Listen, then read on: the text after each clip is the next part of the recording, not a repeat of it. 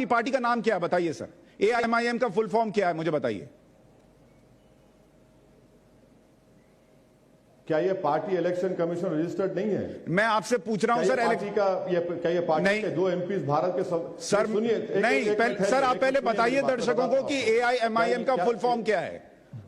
नहीं मैं एआईएमआईएम का फुल फॉर्म देखना है तो दर्शक जाकर इलेक्शन कमीशन की वेबसाइट पर देखेंगे, मगर आपके दर्शकों को यह जानना जरूरी है कि इस पार्टी के 1984 से एमपी हैं जो भारत के संविधान पर ओथ लेते हैं और भारत के संविधान पर यकीन करते हैं। आप मुझे पूछिए कि अकाली दल के बारे में नहीं पूछेंगे, शिवसेना के बारे में नहीं पूछेंगे, एआईएडीएमके के बारे में नहीं पूछेंगे, टीआरएस के बारे में नहीं पूछेंगे, टीडीपी के बारे में नहीं पूछेंगे। कितने पार्टीज मैं आपको बता दूं, मेरी पार्टी इलेक्शन कमीशन में रजिस्टर्ड है। इलेक्शन कमीशन मुझे इलेक्शन लड़ने की इजाजत देता है। अगर आपको या किसी और को इससे तकलीफ हो रही है तो जाइए इलेक्शन कमीशन को। नहीं मुझे कोई तकलीफ नहीं है सर, बुरी बात मैं तो कह रहा हूं आप खुलकर बोल दीजिए ना। आपको तकलीफ है इलेक्शन लड़ने से? बैरिस्टर असदुद्दीन ओवैसी मेरी पार्टी का नाम सुनिए, मैं बोल रहा हूं सुनिए, बोलिए, बोल रहा हूं। मेरी पार्टी का नाम कुल हिंद मजलिस इत्तेहादुल मुस्लिमीन है। अंग्रेजी में आपको समझाने के लिए ऑल इंडिया मजलिस इत्तेहादुल मुस्लिमीन है। और जो कोई पॉलिटिकल पार्टी जब इलेक्शन कमीशन रजिस्टर होती है तो उसको भारत के संविधान को मानना पड़ता है। जब मेरी पार्टी भारत के संविधान में इलेक्शन कमीशन रजिस्टर्ड है, संविधान को मानती है, तो इसमें आपको आपत्ति क्यों है?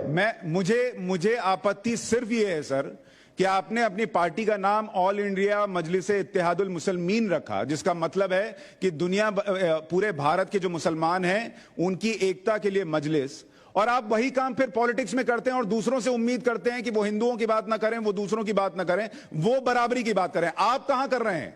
आप तो सिर्फ मुसलमानों के लिए पार्टी बनाकर बैठे हैं। इसको खुलकर बोल दीजिए कि मैं हिंदुओं की बात नहीं करूंगा।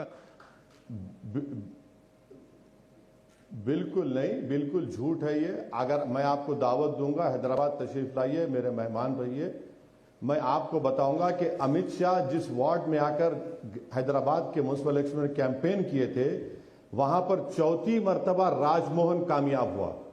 चौथी मर्तबा 12,000 वोट से बीजेपी कैंडिडेट उठा रहा। आप आइए औरंगाबाद में चलिए, हमारे कितने नॉन मुस्लिम कॉर्पोरेटर से देख लीजिए। मैं आपको देखना चाहिए। मैं एक छोटी सी बात कहता हूं, ओवैसी साहब, मैं हैदराबाद आया हूं। ओवैसी साहब, आपको भी याद होगा मैं हैदराबाद आया हूं और आपकी ही बाइक पर बैठाकर आपने ही घुमाया है। मैंने देखा है। मैं आपसे कहता हूं, आप इतनी संविधान की बात करते हैं तो पार्टी का नाम आप पार्टी का नाम ऑल इंडिया मजलिस इत्तेहादुल हिंदुस्तानी कर दीजिए। सुनिए, मुसलमीन क्यों रखते हैं? अरे भाई, मुसलमान क्या हिंदुस्तान का नहीं है? लेकिन आप सिर्फ मुसलमान के नहीं है ना। आप ये बोलना चाहते हैं? ओवैसी साहब तो मेरे भी हैं, मैं हिंदू हूं लेकिन मेरे भी हैं। आप बिल्कुल नहीं हो, बिल्कुल आपका हूं, बिल्कुल मैं आपका हूं, आप मेरे हैं। हम आप सब्सटेंटिव इक्वालिटी, लेकिन आपकी पार्टी के नाम में मैं नहीं हूं ना सर। हो रही है, आप मेरे हैं, मैं आपका हूं, लेकिन आपकी पार्टी के नाम में मैं नहीं हूं। ये मुसलमीन हटाइए सर। बिल्कुल, आप बिल्कुल सही कह रहे हैं, मगर आप भी संविधान में, मैं भी संविधान में हूं। हर पॉलिटिकल पार्टी संविधान को मानती है, संविधान सबसे ऊपर है और संविधान के तहत मेरी पार्टी का रजिस्ट्रेशन हुआ है। यह बात आप समझने से कासिर हैं। संविधान के तहत हुआ, मैं मान गया, पर मैं कह रहा हूं कि जब भारतीय जनता पार्टी हो सकती है, इंडियन नेशनल कांग्रेस हो सकता है, तो ऑल इंडिया मजलिस इत्तेहादुल मुसलमीन की जगह ऑल इंडिया मजलिस इत्तेहादुल हिंदुस्तान क्यों नहीं हो सकता? सबकी एकता की बात कीजिए ना सर।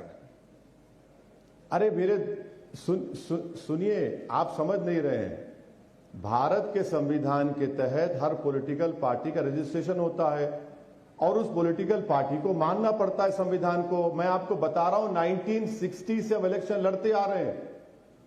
तो अब इसमें क्या पैगाम मिल रहा है आपको?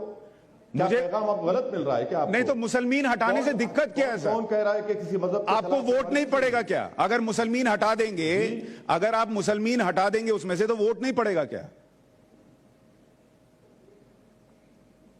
नहीं सर, वोट पढ़ना नहीं पढ़ना है तो अल्लाह तय करेगा ना, जनता तय करेगी।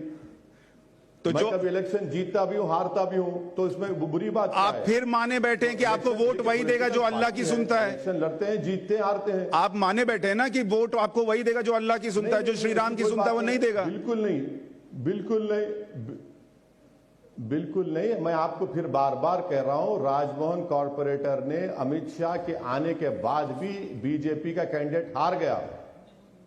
राजमोहन उसका नाम है। अब आपको और क्या बताऊं मैं।